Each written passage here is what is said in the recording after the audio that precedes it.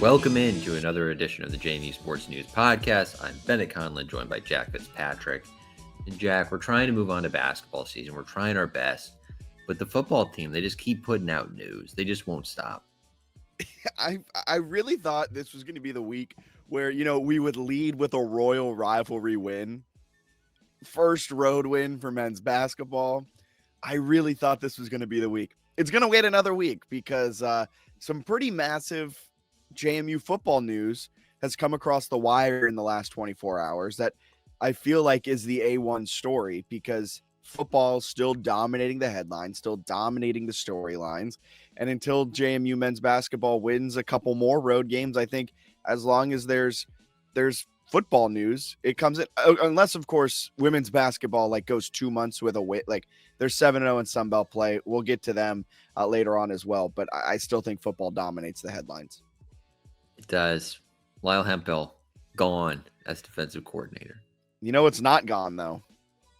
Bet Online. Bet Online. It continues to be the world's most trusted betting platform, some say, and your number one source for online betting in 2025. Don't check the stats. Whether you're a seasoned fan or a first-time bettor, Bet Online is your ultimate game day companion with the largest selection of odds on everything from football to the NBA, college basketball, NHL, UFC, and more. Bet Online is the number one sports betting source for 2025. From touchdowns to three-pointers and hat tricks, Bet Online has you covered on every game, every play, and, of course, every win. Bet Online, the game starts here. Yeah. And where your hunger ends is Cinnamon Bear Bakery and Deli. Awesome sponsors over there. No News or Snooze today. They are a presenting sponsor of News or Snooze, but because there's no News or Snooze, wanted to shout them out here early on. If you're going to a JMU men's basketball, women's basketball home game, they're right across the street from the Atlantic Union Bank Center. So go ahead, check out Cinnamon Bear Bakery and Deli right there next to the Costco on the east side of campus. Cinnamon Bear Bakery and Deli, where you can go to get all of your baked goods, coffee, and deli needs met. You may start there hungry, but it will end quite quickly. That's right. All right. So, yeah, Lyle Hemphill, man. I guess it's officially official. Let me paint it first real quick with kind of the story, or I guess the facts of it. Was the defensive coordinator at JMU. Left now to team up with Mike Elko at Texas A&M. His role is senior defensive assistant. That's the facts. I mean, not much to it else other than that. That in title, that is quite a step down. However, in pay, quite a massive step up. There was a senior defensive analyst, which I think is a slight lesser role than senior defensive assistant, right? I guess so. I would assume so. That one of their senior defensive analysts was making like $450,000 last year, base salary. They still can make like extras for bowl, like how a head coach can get added incentives for bowl wins. So can these senior defensive assistants and analysts. So it's like $450,000 base. Lyle Hemphill was making $206,000 in 2024. Yeah, it makes sense why he would leave. Like, it pays better and it just looks better on your resume, like fairly or not, to be at the Power 4, but really the Power 2 level, the SEC. Yeah, I mean, it just means more, man. It does. It does actually mean more. So it makes sense for him. He was not going to stay long. You could tell he had a great resume before coming to JMU, was really good in Harrisonburg for his 1 year, had no previous connection to Chesney. He probably wasn't long for that, but it would have been nice to keep him. I thought they might keep him for a second year. Didn't work that way. I thought maybe there was a possibility he would link up and Chesney would take a P4 and he would follow him. It seems like he's going to kind of do his own thing though, which is fair. Very similar to what Corey Heatherman did. What was it, 2000? A few years ago when he left JMU as the defensive coordinator to become the Rutgers linebacker coach. And I think fans at the time, myself included, were kind of like, what are you doing? That's a complete step down. And then you look at the Big Ten money and you go, oh, you're making more as a linebackers coach than you are as the JMU DC. And now he's probably making anywhere between $1 and $2 million as the defensive coordinator at, checks notes, Miami. It's easier to move up the ranks. Like Matt Entz left North Dakota State's head coaching job Yeah. to be a linebackers coach at USC, and now he's the head coach at Fresno State. So like it works out pretty well when you jump to a power conference school. I've heard rumblings too that Hemphill was kind of looking to leave for quite some time. Probably like since the end of the year, was kind of putting out feelers and trying to find things. Haven't heard that from a ton of people, but I've heard the rumblings of that, which doesn't shock me. Like the fact that they kept him until January 22nd of 2025, the fact that he even made it into the calendar year of 2025 was shocking in and of itself. Also kind of surprising that he left to go to Texas A&M as a senior defensive assistant and not like the linebackers coach for Minnesota or, you know, like another Power 4 assistant level, like position coach type of thing, or like a secondary coach at, I don't know, UCLA or something. It's I'd leave. I don't know, like it's Don't say that too much. We got in trouble last year when I said that if Indiana offered me $1 million to be a fan podcast at Indiana, I would also leave. Life's so much easier. In like he went from having to find diamond in the rough Eric FCS O'Neal. talent to then like Texas A&M can get almost anybody they want to play defense for them. He also is getting a massive pay raise to, I would assume, have much less responsibility. Probably like as a senior defensive assistant, you're probably in the booth, have no play calling responsibilities. Yep. You're just there to vibe. You're just there to vibe as a senior defensive assistant, help out where it's needed. You're probably helping with recruiting a little bit, but probably not too much. You are making more than double your salary to vibe, have a great looking spot on your resume. And next year we'll probably use this to go to a defensive coordinator spot at like an ACC school. And nobody's blaming you, right? Like if JMU's defense was struggling, people would be like, what's up with Hemphill? But like if A&M struggles on defense, they're not going to be like, this senior defensive analyst is the cause. Assistant, senior defensive assistant. Whatever he is. Yeah. Like I was looking at Texas A&M message boards yesterday and kind of like the comments of the post, TexasAgs.com, one of their like leading fan blog sites, was posting about it. And I was reading the comments underneath it. They're like, is he just now the defensive coordinator in waiting with his connection to Elko? Because I guess Texas A&M was shocked that their defensive coordinator wasn't fired and that he was given like another year. So this also could just be Lyle Hemphill understanding that it's a little shaky ground that the defensive coordinator standing on at Texas A&M. And if he plays his cards right, could potentially become an SEC defensive coordinator, making roughly $1.5 to $2 million. And then if he wants to be a head coach one day, it's a better path there. Like it makes sense. All of it makes sense. It sucks for JMU, but it's like sort of the life that college football is built for G5s. I tweeted this where the transfer portal hurts. It's annoying. But I feel why players leave, why all of it. I understand where we are in the pecking order. I get it as a life of the G5 fan. This one is what like really is the harsh reality of being a G5 fan, is that you just can't compete salary wise for these coaches. Yeah, Chesney could leave to be a high end coordinator at a P4 school and make probably the same he's making as a head coach or more at JMU, or like depending on where he lands. Lyle Hemphill left a defensive coordinator position to become a senior defensive assistant. And it's like clearly the correct career move. So yeah, it's tough. It's tough. It is tough. Do you want to talk about some potential replacements for Hemphill? Yeah, they got some options. I guess I'll start with the two like Holy Cross connected guys. So you've got Brian, I think Vaganek, whatever. I don't know how to pronounce the last name, but He was Holy Cross's defensive coordinator in 2024, and he was their like run game coordinator and linebackers coach the 6 or 7 years before that. So he's very well connected with Chesney, obviously. Holy Cross, they were first in Patriot League game last year, allowing like 16 and a half points per game in league games.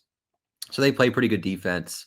He coached Curtis Harris Lopez, the new safety they added from Holy Cross. He's there coaching Jacob Dobbs as a linebacker. So he's an experienced coach. He knows Chesney. He would make sense in terms of like an easy transition because Chesney knows him, and I think they would work well together. The other one, Scott James, who was the defensive coordinator at Holy Cross for like 6 or 7 years. And then he was at New Hampshire as the pass game coordinator last year. So he did not stay on when they had that coaching change with Chesney left.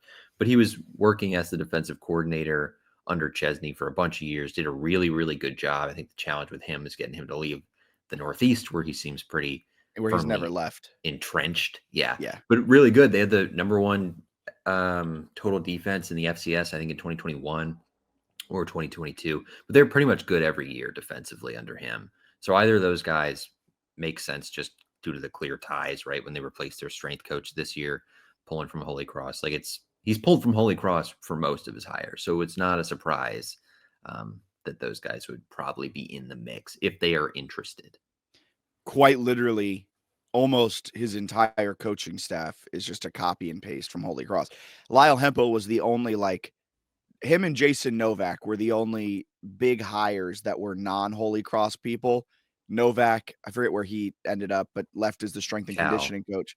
Cal, they replaced him with a Holy Cross guy who turned the job down last year. Right. So they tried to bring him across. They've now brought him down to Harrisonburg. And Lyle Hemphill was the other non-Holy Cross in a prominent position hire. He's now gone. So it would not be out of the realm of possibility that, maybe Chesney tried to get Scott James to come down with him last year, or maybe even Brian Vaganek, and they both turned it down. Maybe the second time around, it's a little bit better of a sell. Who knows? I think they both would be fine, but I would love to see a hire outside of the Chesney tree. Some fresh ideas. A name that I like, Trip Weaver. He's fun. JMU fans probably, if you're listening to this podcast, you probably are like, I know that name. Why do I know that name? Because he was the cornerbacks coach from 2015 to 2018, 17, I think. 2017 under Mike Houston. Left in 2017 before Houston's final year, became a safeties coach, secondary coach, pass game coordinator at Western Carolina, then re-linked up with Houston when Houston went to ECU. Interesting guy. Spent last season at Austin Peay, where they had a pretty good defense considering some circumstances, not necessarily a world beater defense, but in kind of a rough conference, hard to recruit there. Runs a really highly aggressive style of defense, kind of similar to Hemphill. They rack up the TFLs. They like to get turnovers a lot. They were 35th in the nation in turnovers. They were second in the UAC? Is that what Austin Peay is in now? Yeah, I think the UAC or the WAC, something like that. But Trip Weaver's a really interesting name to keep an eye on. Has the same agency as Chesney, I believe, as well. So that could kind of make things go a little smoothly. Another name, and I know Bennett really likes this name, it's Jamal Brown, the Mercer defensive coordinator, was Youngstown State's defensive coordinator in 2022 and 2023. Led Mercer this last year, 34 turnovers, similar style to Hemphill. They're going to get a lot of turnovers. They're going to do that type of thing and turn Mercer into one of the best kind of overall defenses this last year in the FCS. So it's also a school that's not known to have, elite level defensive play, elite level kind of talent necessarily. And Jamal Brown did a lot with a little. Other names to monitor: Justin Stovall, a Columbia defensive coordinator, Ross Pennybacker, Villanova's DC, Manny Rojas, Justin Wood, Delaware, and Richmond's defensive coordinators, respectively. Rojas, to me, is interesting as well. Was the defensive coordinator at Lafayette in 2019, went to Delaware in 2020, has been with them since. But before that, he played at Liberty. He coached for 5 years the linebacker position at Richmond. So he's familiar with the Virginia area, was born in Pennsylvania. So kind of familiar with this area, knows how to recruit it, that mid-Atlantic. So that's a big key too, I think, as well, kind of finding someone who knows the area well. And so Manny Rojas is a name that I enjoy. I think that could be fun. I think poaching from any of the CAA schools could be fun, like Ross Pennybacker. But Justin Wood, they've already taken 3 Spiders. Why not go and loot the cabinet and get their defensive coordinator too? Bennett, you did drop us. Unfortunately, your internet did drop. So I just went over Trip Weaver a little bit. Jamal Brown, I know you like Jamal Brown, the Mercer defensive coordinator, and then mentioned some names: Stovall, Pennybacker, Rojas, and Wood. They've got some options. So we'll see what they do. Losing Hemphill is a big blow. It's tough. I think they'll still probably retain most of their defense just because they still have, I would imagine whoever they bring in is probably down to keep a lot of the assistant coaches too. Like I think you want to try to keep Sam Daniels. You'd love to keep Whitley. I think you want to keep those guys. Zach Sparber might be harder to keep at linebackers because he was like very connected to Hemphill. So there maybe there's a little change there, but ideally you can keep some of the defensive coaches in place and it's not much of a turnover here the next few weeks. I will say it's good that Hemphill left for a senior defensive assistant role instead of like a defensive coordinator role or even a position coach role, because I doubt Elko's like, all right, what coaches do you want to bring over with you, man? It's like, it's you and no one else is kind of how I get that as a senior defensive assistant. Maybe they make a room for Sparber somewhere because he was with Elko too. So they've got that connection, but we'll see. He also could just want to, like, if they're willing to keep him, stay as the linebackers coach at JMU, which is not a bad gig. Yeah. You mentioned Sam Daniels and Eddie Whitley Jr. I don't think they're going to go internal for this. Probably not. I think they're going to go external. Sam Daniels and Eddie Whitley Jr., I believe, are the only, from my research, are the only ones on the defensive staff remaining that have any experience in a coordinator type role. And I think Whitley's was like pass game coordinator At Bridgewater, yeah. And Daniels was what, the apprentice school? He was a defensive coordinator for a year, which I believe is a JUCO. I don't know. It's a little different than like you're playing Louisville in week 2 in terms of calling plays. So I would expect them to bring somebody in who maybe has more experience, like with defensive play calling and leading an entire unit, just because of how important this next year is. But look, if they think that, one of those guys is capable of doing it, I'm sure Chesney will give him a serious look. Yeah. Fun names as well. Travis Knight, Wingate, Eric Fargo cuts down some elite level defensive coordinators at the Division II level.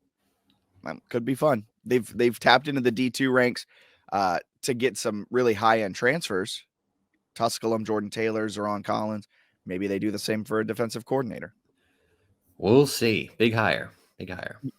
I think, maybe Mike Houston, Brandon Staley. People are floating Mike Houston.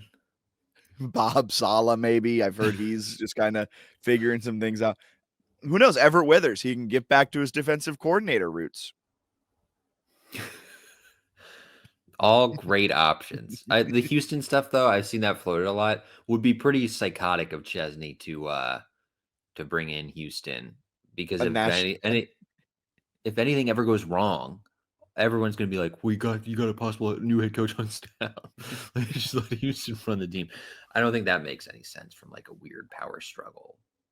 A national championship winning coach at the school you would be hiring him to come be a DC at.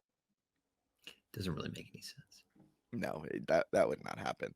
I did look up his it wouldn't change how much money he is making. Houston, I looked it up. So like he gets his buyout from ECU, which is like 1.4 million or whatever. But if he got $200,000 at JMU, they would just take that off of the buyout. So he's going to make the same amount of money whether he's coaching at like a G5 D coordinator spot or not. Well, he could just sit at home and golf, is what I'm saying.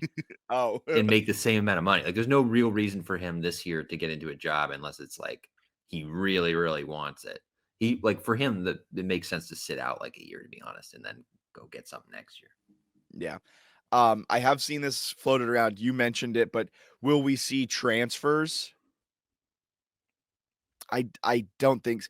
correct me if I'm wrong, but players really have a connection with their position coaches. Like the defensive coordinator is important to it all, but like the position coaches are what really, really help because that's the coach they're dealing with on a minute by minute, hour by hour, day by day basis. So I don't think we'll see a lot of these guys, maybe like a few, but I don't think like we're going to see Xavier Holmes jump in because the dude's a talent and he can just ball out here regardless of who the defensive coordinator is. I also don't think I don't think Xavier Holmes and Hemphill have like a strong relationship Yeah. necessarily, right? They're probably like together on campus, maybe for depending on when Hemphill announced, maybe not at all, or for like a Yeah. day.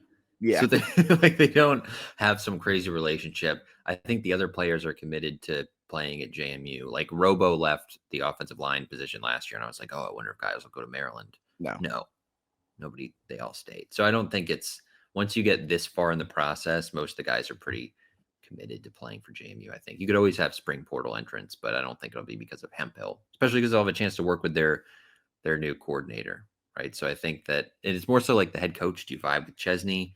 Tyreek Tucker, it seemed like probably did not last year during the spring and left for Indiana, but most other guys did. God, that one was so fun. How's practice going? It's a lot of work. Oh, They're okay. really energetic and making us run like a lot. And he's like, I'm just going to go to Indiana and be a really good backup defensive tackle. You know what's funny? People, speaking of Indiana, real quick, and I know listeners love when we do this. I was listening to a draft podcast, and you know who they mentioned? Kamara. Jalen Walker. Walker. I guess just Kamara. Kamara has one more year left. They mentioned Jalen Walker, and I was like, man, he would not be getting this amount of pub if he had just played at JMU. They were saying he's kind of a tweener size, where yeah, he's almost a safety. Like, is he big enough to like play linebacker? He's too small to play edge, but like the way they were hyping this man up, I was like, that's why you transferred to Indiana. Same player, and it's the stupid bias of the media. Like they were talking about only his Indiana film, and I was like, okay, if you watched his JMU film, you would see like elite level ball skills and like wild plays. And he's the same player, if not better, when he was at JMU. But besides, it's just cool to like hear these JMU guys get the pub, and we'll be hearing that a lot, even next year in the draft, because like I think Walker's the only guy that declared for the draft. Everyone else was like, run it back. Yeah, because then you'll have Surratt, Kamara, Fisher. It's a good group. Eric O'Neal next year too. We'll be hearing about. Oh yeah, he's going. He's like maybe a first round guy. He's sick. All right. Here, do you want to talk listener questions? You want to go basketball and then listener questions? Listener. Okay. This first one's from Daniel Merriman. Does Hemphill leaving give you less confidence in the defense's ability to retain players? We just kind of answered it. No. I have the same amount of confidence. Yeah, I don't have too much concern there. I like the delay in answering that one. Just extended silence. This is a great question from Bill Papp, kind of taking us into men's basketball. This and Joey Needham is a great two listener questions to segue into men's basketball. Bill Papp asked, does Justin Taylor need to get more run? While not a big offensive threat, he seems to do the little things similar to Ray Horton that may not show up in the box score, but help you win. Boxes out, keeps ball alive. Bennett is shaking his head for our podcast listeners, not our podcast watchers, where you can watch this full entire podcast over on our YouTube channel. Just type in Jamie Sports News Network, and you can find this podcast, To the House, and all of our exclusive YouTube only. Well, I guess they're not really exclusive YouTube only. I posted a couple to the podcast feed, but you can find the video versions of our Duke's recruits interviews as well. What are your thoughts on old Justin Taylor there, Bennett? I wouldn't say that he needs to get more run. Like his offensive rating is like 80 against D1 opponents. He basically isn't a scoring threat, which I don't think was true of Horton. He's not nearly as quick defensively as Horton. He doesn't like block shots or get steals like Horton did. He may occasionally box out well. I think he can rebound pretty well, but I wouldn't say that he needs more run. I think he's getting an adequate amount of run given how he has performed. I think he's been kind of underwhelming. I think Ricks does a lot of the things that Taylor does, just better than him. And can shoot. The absence of Luke Anderson, who left the team to return home, kind of hurts because, man, his offensive, I didn't realize how high his offensive rating was. Shooter. His effective field goal percentage is 50%, which is one of the best marks on the team. Yeah, he could go get buckets. Yeah, he could. I think Justin Taylor will be interesting to see because, like, he had that stretch where he just didn't play at all, which was interesting. Or he would play like very limited minutes. There was a stretch between January 2nd and January 9th, where JMU went 2-1 in those games. He didn't play in one of them. He had 2 minutes against Southern Miss, 1 minute against Marshall.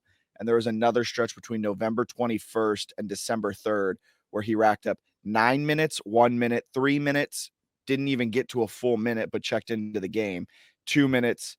And yeah, so they've used him very interestingly, like randomly 20 minutes, 22 minutes, 12 minutes, and then did not play. Very interesting usage for Justin Taylor this season. It's also kind of been a turnover machine at times on offense, like limited usage, but turning it over too much. So, like, if he cleans some of that stuff up, maybe, but I don't think right now the way he's played, you need to give him a ton of run. He has to improve to get more run. Has the second highest turnover rate on the team behind only Ebenezer Dewana, who's sitting at 39.8, which is bad for a big man. For anybody, that's horrible. I mean, oh my God. Especially for a big man, right? Like, in theory, you shouldn't be turning it over that much as like a back to the basket, low post guy. You're not passing it that much. You're getting, that means he's getting stripped 40% of the time he touches the ball, which is absurd. So, yeah, I mean, like, that's part of the reason those two aren't playing as much is because they give the ball away. Yeah. Which you can't do. Joey Needham, he asked this one 51 minutes ago, which is really funny to me considering JMU like just played arguably their best game of the season, and we'll talk about it here in a second against ODU. At least their best game on the road this season. And Joey Needham's question is, can you tell me one thing our men's basketball team does well? Just like coming off of a win. He sucked because I can't. Spradlin wants to be a tactician and take at least 20 seconds every offensive possession while playing elite half-court defense. Doesn't seem to be working. Complete 180 from last year's team style. Yeah, this is the one part of the hire that is particularly interesting. Is I don't know if Bourne put a ton of thought into like system that puts butts in the seats, because like the create steals, run in transition, score a lot is pretty sick. This is a little bit like UVA. Like it's not quite that bad, but it's got those vibes where it's like we play good defense, we're slow, we're methodical. But that's the other thing. It's like they're not playing good defense, they're just moving slowly. So that's not as helpful. But in terms of things they do well, they shoot free throws pretty well, and they don't give up a lot of offensive rebounds. So I guess those are two things. Well, they're not like a horrible team. Can I point something out about the offensive rebounding rate? Yeah. There's not a lot of offensive rebounding opportunities against this defense because they allow a 52% effective field goal percentage. But they're still inside top 200 in that, and then they're still rebounding well. They don't force any turnovers. So there are some shots going up. Okay. And they're going into the hoop 52% of the time. They don't get blocked a lot because they're chucking threes. They take 37% of their points this season have come from the three-pointer. 57th most in the nation, and that is 6 percentage points above the national average. This team loves chucking threes. 44.4% of all of their shots this season have come from behind the three.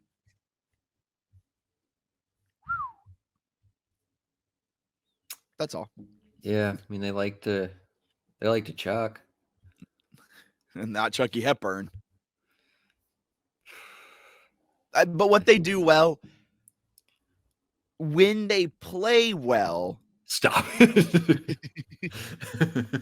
When they They're win, they're winners. when they lose, they're losers. I mean, they can't give Joey. I do want to say I kind of in the same boat. It is I will say the start of that ODU game when they got down like double digits early Yeah. on, I was like, oh, same old, same old. That's But they're cool. not like a row era team. No, I mean, they're still what? Like, they're still 151 in Ken Palm. That Yeah. would have been the highest mark of the row era by 100 Ken Palm points. They have a winning record. So like they're They're not still I like don't I in the don't feel thick comfortable of calling them garbage. Yeah. they're still in the thick of being like a 3 or a 4 seed in the Sun Belt tournament, which would be huge given the setup of the Sun Belt tournament I was now. thinking about that yesterday. Yeah. Like, Like you as long kind as of you're gotta be a top 4 seed. yeah, if you're like if you're you know what would be the worst? Losing a tiebreaker and getting the 5th seed, Yes, that would be rough. which is very much in the running right now. If you look at the Sun Belt, never too early to kind of look at how it's all shaking up. What South are they right Alabama, now? Like the 8 seed. yeah, so South Alabama's the 1 seed. You got Arkansas State and App State as the 2 and 3 seed. Troy, Texas State, Marshall, and Louisiana all at 4 and 3. And then JMU is first among the 4 and 4 teams. JMU, ODU are 4 and 4, Southern Miss 3 and 4, Georgia Southern 3 and 4, Georgia State 3 and 4, Coastal 1 and 6, ULM 0 and 7. You got a game against Georgia State on Saturday, which is kind of going to be a huge one because if you can get to 5 and 4 and then some of the teams in front of you fall, you could then jump all the way up to the 5 seed or something like that. Like, it's a log jam there in the middle. So if you can just kind of find a bit of a rhythm and don't lose at home like they did against App State, you should be in the running for a 3 or a 4 seed. Yes, they also have a Probably the really 4 seed. good like the schedule the rest of the way is conducive to pushing for that. Yeah, because your toughest remaining game is Troy, and that's a home game. Mm-hmm. Then you have Toledo, who's 212 in Ken Palm. But that That's doesn't an even away count for game. your That doesn't standings. count. And then your second toughest game is Texas State to finish out the season on the road. They have how many conference games do they have left? 10? Yeah. Right? Played 18 conference. They have 10 conference games left. 2 of them are against teams in the Ken Palm top 200. So And it they've lines got up. 6 of them are against teams outside the top 300. So like Ken Palm's got them going 11-7 in the league, which feels like they could even do better than that potentially. Ken Palm has them going 11-7 in the league and has them winning every single one of their games the rest of the season except the last game against Texas State. Well, Which that's like the Ken Palm does that you weird. well, that's like the probability of them going 11-7. Like because a lot of them are winning by a point. Yeah. Then 11-7 is more realistic than. But yes, they are projected to win like right now, like every game left on the schedule, essentially, or at least they would be favored in every game. I guess is a better way to say it. So it lines up well. Lines up well for JMU to be a top 4 seed.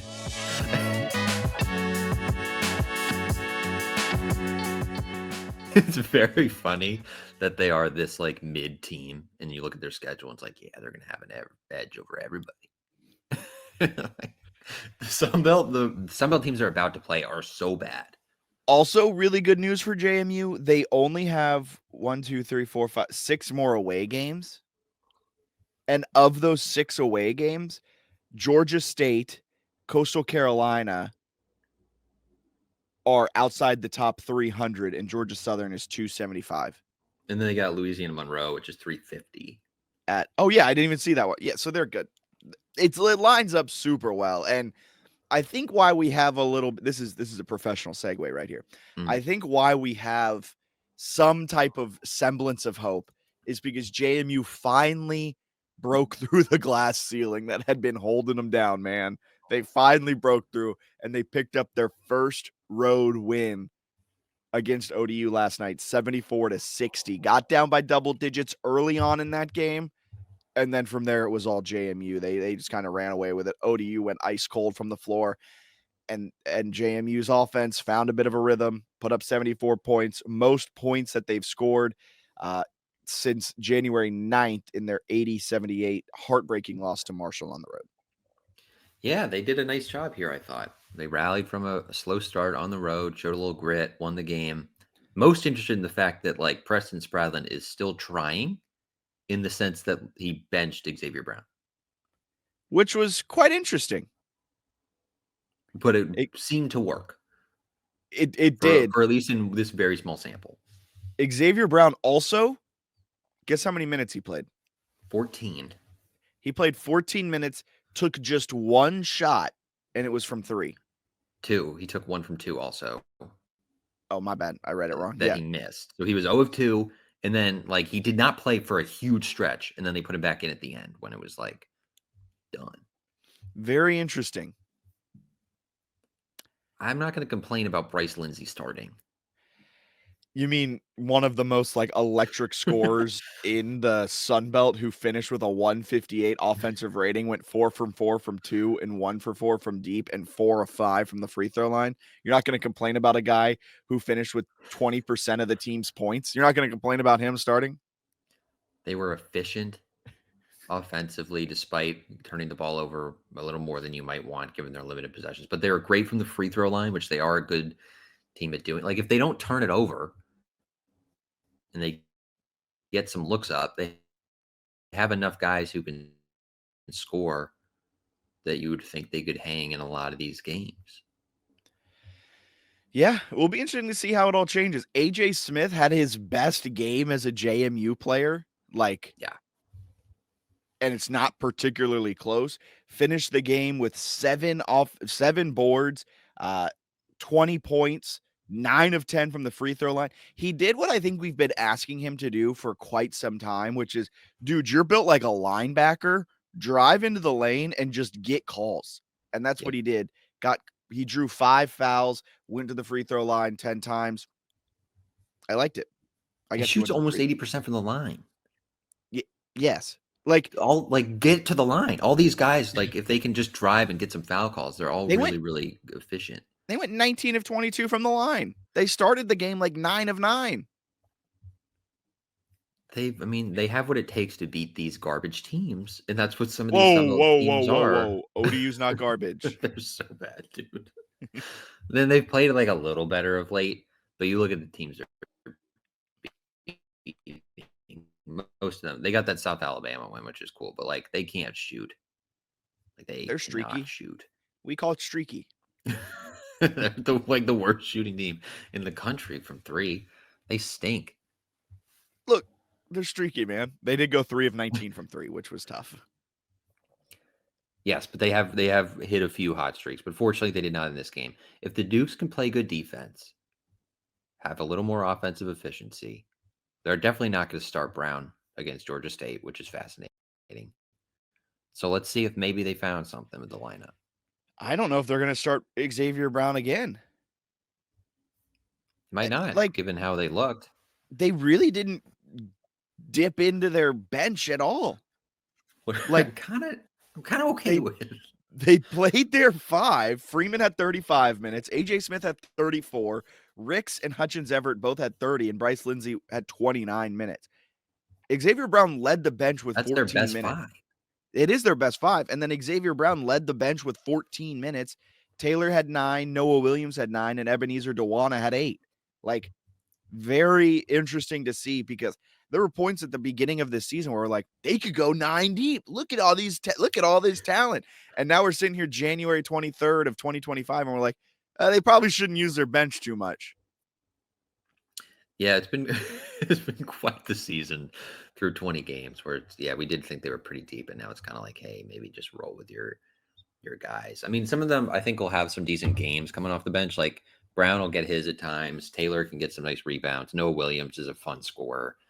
But like Mark Freeman, Bryce Lindsey, that's your most dangerous backcourt. And then you have Smith, Ricks, Hutchins Everett, and that gives you a pretty solid, big-bodied, athletic 3 through 5. It's probably got to be your lineup, which, okay, they figured it out. Let's see if they can go on a little bit of a run here. Yeah, it seemed like, and I saw some people kind of responding to a couple of our tweets at JMU Sports News on Twitter, where it was like, they never really fully understood why Xavier and Mark were playing at the same time, which I kind of agree with, which was also the interesting thing when they did bring in Mark Freeman, where it felt like it was you froze a little bit as your face was making a face. Were you agreeing with my take or disagreeing?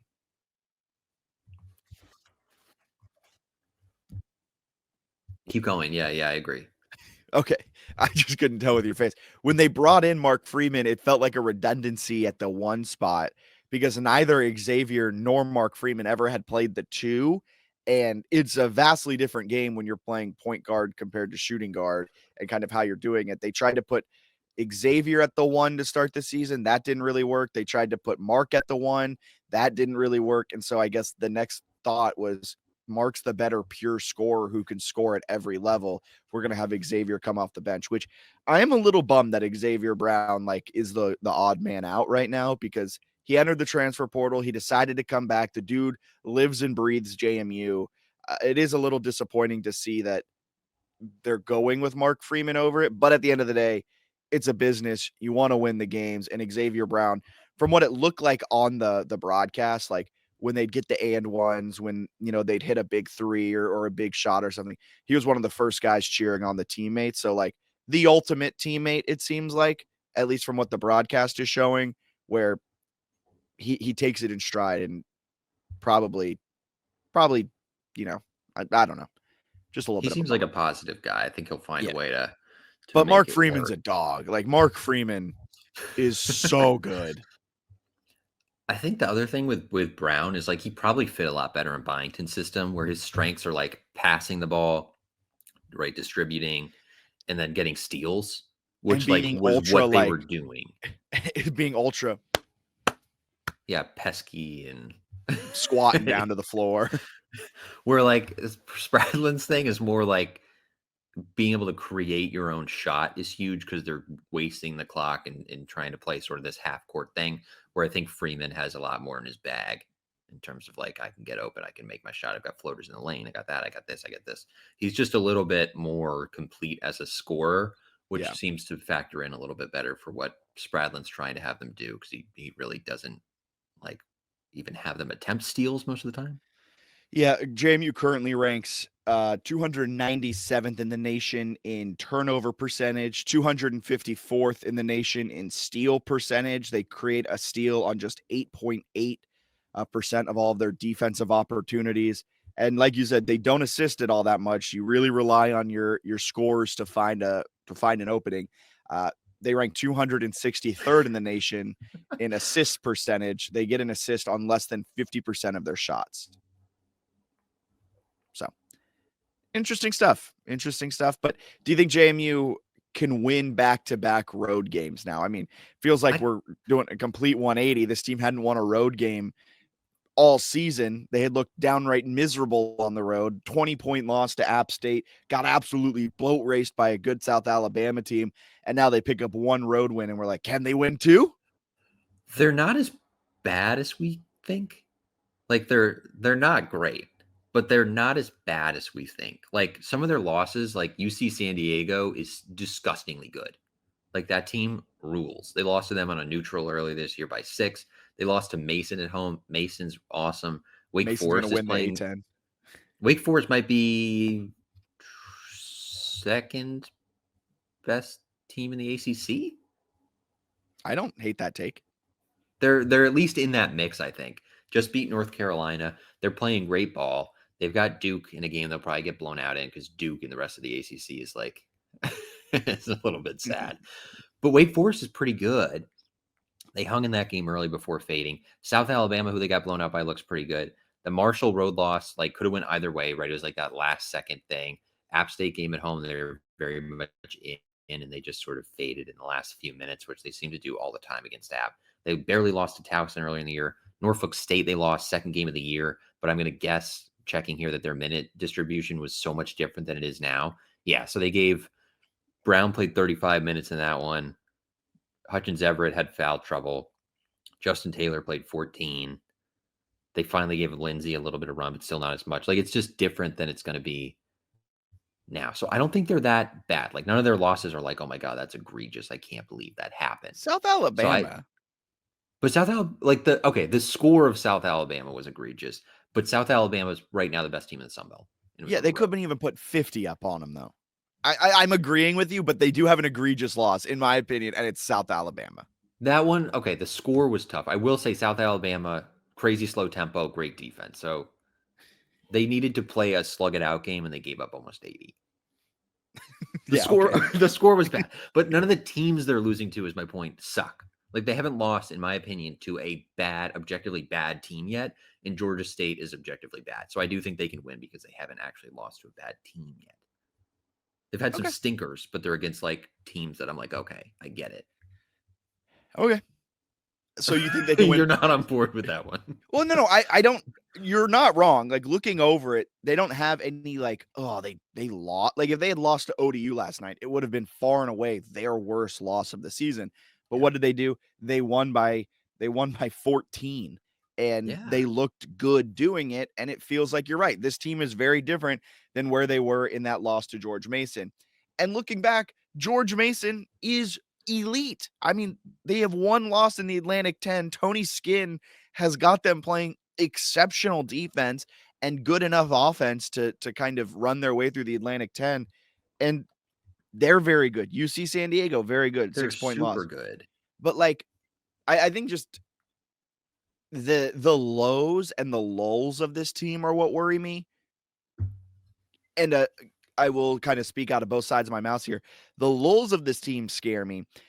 But then again, a Ken Palm 305 team isn't going to make you pay for 5 minutes of bad basketball because they're probably going through 7 minutes of bad basketball. I think that's where I'm at. Yeah. Cause like even App State, I think, has a nice team. They've won 5 in a row now. So like that, And certainly they're the loss. Ken Palm 107. So like pretty good. Yeah.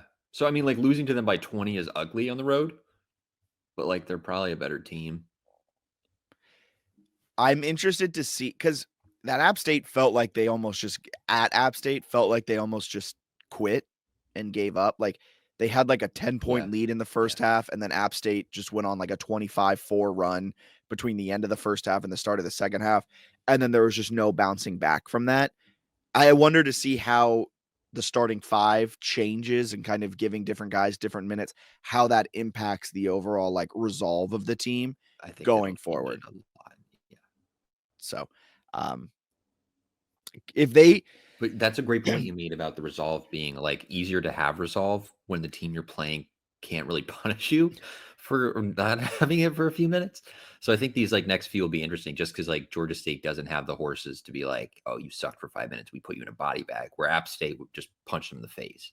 yeah, and not to be that guy here, but you look at their next three, and if they go 3-0 over those next three games, 2 of them are at home, 1's away, all 300 plus 10 Palm rankings. You go 3-0 in those games, you're all of a sudden sitting at 7-4. You would imagine some of the guys near the top of the conference falter a little bit, and then you're in the thick of the hunt for the 4 or 3 seed. Like you're in there in February. Yeah. Come the night of February 1st, the season could have a whole different feeling to it. Because if you win the next 3, you are then 5-1 over your last 6. And then I think everything Spradlin says holds a little more weight in the locker room, right? When he's like, hey, if we do this, and they're like, oh, we're winning games. Like we actually do have a chance to make a run. And then you've got some veteran guys who like it's their last chance to make a run. I think you get them a little more bought in. I do think they're going to have a kind of a second wind at the end of the season and like be like on paper dangerous going into the Sun Belt tournament. I don't know if that'll be like fraudulent because they're going to beat up on all these bad teams, but there's going to, I think there will be optimism in the next month. I also think it speaks volumes to Spradlin making that lineup change that he did. You benched Xavier Brown. Like you benched him and then you didn't give him 25 minutes off of the bench. You benched him, gave him 14 minutes, and there was an extended period in that game where he did not touch the floor. That is a very big move for a first-year head coach, doing it to like arguably the biggest fan favorite. Like Xavier Brown gets the loudest crowd pop when he is announced at the Atlantic Union Bank Center, and you benched him. That's a big move for a first-year coach. And I don't know exactly how the NIL stuff's working, but I imagine one of the higher paid players on the team. I would imagine, Maybe. yeah. So like he's definitely getting paid. So that's an interesting one to have the, have the onions to pull the trigger on a benching. It Onions! speaks that I think Spradlin, he's not giving up, which I like. Onions! Have I told you my Bill Rafferty joke? No. Do you think he goes through like the grocery store? Like you have told me this one, yeah. Oh, okay. Yeah. I think he may does. have said it. I think I said this on the podcast though. Like going through the grocery, like when he was trying to think, what produce item can I use for this, and pushing his cart through the produce section. Carrots didn't really fit, Apples doesn't fit. And then he like picked up a red onion. Vidalia. Okay, that's just gotta find the most testicle like vegetable. Okay. Speaking of that, there's no clean segue from that to this. Women's basketball is elite. 7-0 in conference play. They're not just beating teams, they're beating up teams. Since the start of conference play, the closest game they've played is what? 5 points? Yes. Yeah, I think it was a 5-point win at Louisiana. And you know what they say about Lafayette, Louisiana? Tough to get to Lafayette even if you wake up in Lafayette. Shout out the Troy Boys podcast. They said that about Troy, not Lafayette, but you get the point. Coming off of a 20-point road Rose, who this team doesn't care if you're playing at the Atlantic Union Bank Center. They don't care if you're playing in Conway, South Carolina. They're going to throw you their best uppercut and knock you out within the first quarter. A 74-54 win at Coastal Carolina was coming off of the heels of a 93-65 win at Marshall. They have exercised the Herd Demons, and they have gone 2-0 against Marshall this season. A 71-59 win at home, then that 93-65 win on the road, looking like Kim Caldwell putting up 93 points on the Herd. Team hasn't lost in over a month. Their last loss came against the 21st ranked Wolfpack of NC State. They're pretty good, man. They're pretty darn good. Yeah, I mean, they're looking like that, like 16-2, 17-1, 18-0 in league play feels like it's one of those three. Yeah. It feels like I was anti. You and Dom would always talk about, am I crazy for saying I think this team can go undefeated in conference play? And I was the one that said, yes, you are crazy because there's going to be a slip up here or there, just a bad shooting night or something. Man, I don't think so. I think they're going undefeated in conference play. They look pretty good. They got their work cut out for them. A lot of games left. 11 games in conference play. And then they have an awesome matchup on February 8th at home against Ball State, which is going to be phenomenal. The thing about the scary thing about the Sun Belt right now is the logjam of 1 or 2 lost teams right behind them. Like at 7-0, it feels like you should have like a 2 or 3 game lead over second place. If they drop a game, they're in like a 4-way tie for second. Who's lurking? I knew you were going to ask that. I hadn't pulled up the Sun Belt standings. I thought you had it up. Sorry. Coastal was playing great until they whooped them by 20 on the road. So that's a good sign in terms of like maybe the differential between 1 and 2. ODU women's basketball was right on their heels as well, but then they had a 14-point fourth quarter lead against Texas State, and they blew it and lost to Texas State on Saturday. Only reason I know that, I did watch that game in person at the Chartway Arena. Great arena. If you haven't made it to Norfolk, Virginia to catch a game at Chartway Arena, highly recommend it. So right on their heels is Troy and Arkansas State at 6-1. Then ODU and App State right behind them at 5-2, and then Louisiana's at 4-3. So you have a 1-game lead on second. If you drop a game, it becomes a 3-game tie for first, and then right behind that is ODU and App State lurking. Okay. I still like their chances. I think they're so much better than everybody else. I was going to say, at this point, I think they're just going to win out. Like, I think they're going to start to pull away here. We'll see. They got a couple coming up. So I guess they got Thursday game moved to Friday due to like Southern Miss had snow. Yeah. So they have to come on Friday, and then they play Coastal on Sunday. 2 home games. Both seem winnable. Is Southern Miss any good? Southern Miss is currently sitting at 2-5 in conference play. Okay, And that'll be Coastal fun. Carolina is sitting at 4-4. Good news for JMU as well. Troy and Arkansas State right on their heels. They've already beaten Troy, so they have that head-to-head, and they don't have another game against them. They do not play Arkansas State this season either. Yeah. So I don't know. I think Who they're going to makes start. these schedules? How do you play a full-ass conference schedule and you don't play Arkansas State? Who made this? This is idiotic. Don't you have to play the East teams? Isn't that what they do for travel? Yeah, but like, there's You got enough 14 freaking games. games. No, there's You got there's enough not. games. Do you? No, you don't. Obviously not, because they're not playing them. Yeah, you're right. You play the entire East, but that doesn't make sense because you don't Don't you have play it them like in twice? you don't have it in football where you have the East and West separated. They You have must it do as it just for one. travel. Yeah, they do, but play the whole freaking schedule, man. Play That they could, everyone. yeah, they could double some up and then have it, yeah.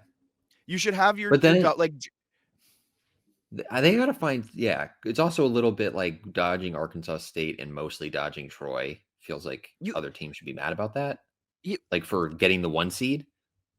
that's what I'm saying. Like Yeah, it's a if you little had bit them of a separated competitive as imbalance. if you had the East and the West like you do in Sure, football, I'm okay with this. But you have it all as one. So JMU plays sure. of the top 3 teams, it's JMU, Troy, and Arkansas State. JMU plays the other 2 a combined 1 time, where they're going to play ODU and App State a combined 4 times. If I'm ODU, I'm also upset about that because, like, yeah, you can go out and win the game, of course, but you're sitting there and you're going to have to play the number 1 team that many okay. Well, I didn't mean to get on this soapbox. That's just idiotic scheduling, if you ask They're a me. good team though, so we're excited to watch them the rest of the way. Good save. Good save. Um, lacrosse starts soon. Yes. You excited for the lacrosse season? Always excited for lacrosse season. You know about it. Hell yeah. Hell yeah, man. Lacrosse opens up their season. Do you have the on February 7th at North Carolina? Maddie Sure. Epke named preseason All-American along with Bleckley. So good stuff from Good them. I mean, this schedule. team should be fun. Good schedule. And Isabella Peterson did leave, but they have a ton of returning talent. They're ranked 18th in the preseason top 20. Baseball and softball coming up. Right around the corner. Do you have any high expectations for baseball? No, I'm just interested to see what they're able to do. Kind of the same with softball. I'm going in no expectations for either. Just curious. Softball has a really fun kind of, their invitationals and classics and things to start the season. They're down in Orlando for the Black and Gold Classic being hosted by UCF. They'll play Cal State Bakersfield, NC State, Georgia, and UCF in that one. Then they will host the Lakeside Book Company Invitational. In those games, they'll play Buffalo, Delaware, St. Francis. Then they hit the road to Madison, Alabama to take on Auburn, Miami, Jacksonville State, East Tennessee, Ole Miss. The Hokie Invitational, where they'll play Virginia Tech, Bucknell, Penn State, Villanova, Virginia Tech, hit the road, take on Lynchburg. They've got like just a very good start to this season. Georgia's ranked, Virginia Tech's ranked, Liberty's ranked, and then they'll take on UVA. UVA's ranked before they begin Sunbelt play in mid-March. So I'm not gonna lie, it's a little bit painful to see some of those softball programs, quote unquote, overtake them a little bit the last couple of years. Liberty's ranked. Yeah, I mean, JMU's like one of the only D1 softball programs in Virginia right now not ranked. Wouldn't mind seeing them just go ahead and win out. Like, wouldn't mind them never losing again. What a statement that would be. You know what I mean? To just go and win out. Same with baseball. Like if Ike really wants to cement himself as the long-term option. Yeah, if he wants to get an extension, that not another 2-year extension. Go win 50 in a row. Like, show us that you can do that. UCLA men's basketball, John Wooden easily cleared that. I mean, heck, and you may run out of arms. That's why you wear a jersey as the coach in baseball. You go throw, man. Look, you got your A pitchers, your B pitchers, your C pitchers. Every game, your A starter, your B starter, your C starter. He said that a couple seasons ago, didn't he? Did he do it or did he just say it? I can't remember if he did it or not, but he did say that he was going to have an A starter, a B starter, and a C starter for Well, 3 innings, which like everybody's got to play until they get punched in the face, right? What if your A starter gives up 3 home runs in the first 3 ABs? Are you still rolling with him for 3 innings? No. What if he's got a no hitter on like 25 pitches through 3? Are you pulling him? Doesn't make any sense. Nobody Get ready, asks either. They're just like, he says he has an A star and B star. man. Okay. Get ready for baseball season. The takes are coming. Yeah, we'll see what happens, man. We'll see what happens. All right. Anything else you got to add before we get That's fun it out for of here? me. That's it from you? Yeah. That's awesome, man. Good for you. You got anything else? You're wearing your home field jacket. Yeah, I got a home field jacket, my bomber jacket. This would be a great time to let you guys know that you can use our link, which you can find in the YouTube description or the description of this podcast, That's to right. buy a similar bomber jacket to Bennett's or any of Home Field's merch, JMU exclusive merch, using our link. We'll get a little kickback on it. We appreciate it, because if you're looking for a good, Valentine's Day gift or something for your significant other, go on to Home Field using our link, and you can get some money. You can get some good merch, and we'll get like 4 cents. So we appreciate it. You can get some money. We're actually the ones getting the money. Yeah, If you also spend your money. send us your money by buying us a coffee. Yeah, Good send us. segue. We should start. We should start just saying that, especially during football season. Send us your money. buymeacoffee.com/JMU Sports News. You can buy us a coffee. We would greatly appreciate it. Yeah, of course, helps us feel like we're doing something. No pressure, but it does kind of help, help the cost of the website, and makes us feel good when we go to Harrisonburg and we can get some beer because of your niceness. So we appreciate it. That's buymeacoffee.com/JMU Sports News. Keep it locked to JMUSportsNews.com as well, because not a ton happening with transfer portals, but we did just post Lyle Hemphill replacement candidates yesterday on the website. That'll be updated as we hear some things, hear some rumblings. Rumbles. We may add more names. We may take away some names. We may move up names in the order and kind of say, like, these are who they're targeting, just based on everything that's going on around that decision process. I imagine that's going to move quickly, though. I imagine that in the next 24 hours or so, they'll have a hire pretty much zeroed in on. Am I being crazy for thinking it's going to go that fast? It'll go reasonably quick. They don't need to rush it, but I can't imagine he's gonna spend like 3. I'm sure he already knows that Hemphill was considering other stuff, so I bet he has a short list and he's just gonna ask him. Look, I've heard Chesney is a very honest man, very honest, much like Abraham Lincoln. You know how they called him Honest Abe. They call Honest Bob. So I imagine his staff was also fairly honest with him. They'll get somebody in there quick, and who knows? Maybe Bob will just do it. He was a secondary player, right? Yeah. Was he good? He played for Assumption, right? I thought he played for like Dickinson or something. Let's check this. Let's fact check ourselves so we don't feel too stupid today. He played for Dickinson College. Okay, Dickinson. Is that D2 or D3? I'm making you do all the work. Probably 2. I think it's 3. I think Is Dickinson's it 3? I think that's 3. Yeah, that would make sense. Let me double check. Dickinson Football D3. You'll know more than I will. Yeah, it looks like probably D3. What is Christopher Newport? D3. Okay, then they're D3. So he was a D3 football player, which is why he loves to recruit those kind of guys. He knows that they're just a bunch of dogs, which is why he may. I see myself in you. He may go to the D3 ranks to pull up a defensive coordinator. Imagine that pay raise for a D3 defensive coordinator. There's a team I was calling for Virginia Union. They brought in Virginia University Lynchburg. Have you heard of them? No. They're a NCCAA school with enrollment of like 700, and they're currently being investigated and may lose their accreditation status as a university. However, they have I believe their football coach or their basketball coach, one of the two, is a deacon in Lynchburg. No experience coaching before. They just hired him because I think they just needed a guy to be the coach, and he's a deacon in the community and like worked at General Motors for 50 years before he retired, and now his retirement gig is coaching. This isn't the best sell for hiring a D3 coordinator, but That's not D3. That's the NCCAA. Oh, okay. That's the National Christian College Association Administration. Maybe they'll give him a look.